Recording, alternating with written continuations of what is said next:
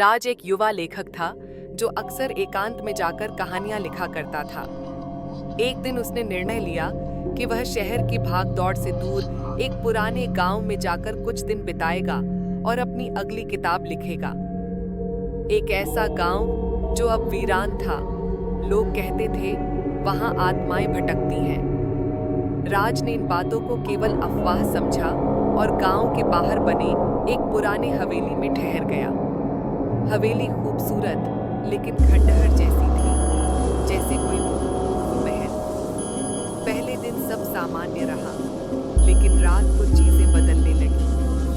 आधी रात को दरवाजा खुद ब खुद चरचराने लगा। राज को लगा हवा होगी, लेकिन तभी दीवार पर टंगी पुरानी तस्वीर से एक साया उतरकर फर्श पर आया। उसकी आंखें खून की तरह लाल थीं और शरीर से तेज सड़ान आ रही थी। वह साया धीरे धीरे राज की ओर बढ़ने लगा। राज का शरीर डर से सुन्न हो गया। वह न हिल पा रहा था, न बोल पा रहा था। अगली सुबह सब कुछ फिर सामान्य लगने लगा। राज ने सोचा शायद ये सब उसका वहम था, लेकिन जब उसने अपने लैपटॉप में पिछली रात की रिकॉर्डिंग देखी तो उसकी चीख निकल गई। वीडियो में वही साया उसके पास आकर कुछ गुनगुना रहा था। तू नहीं बचेगा, अब कोई नहीं बचेगा। राज गांव के बुजुर्ग से मिलने गया।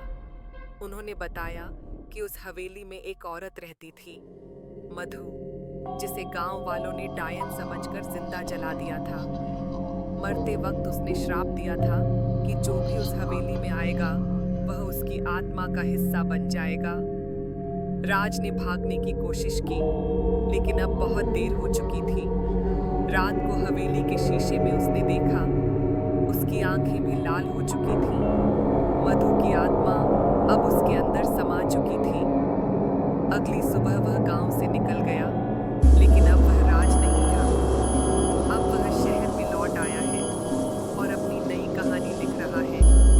एक ऐसी कहानी जिसमें वह सबकी मौत लिखता है, और जैसे जैसे वो लिखता है लोग सच में मरने लगते हैं। कहानी का अंत या नई शुरुआत, सावधान रहना। अगर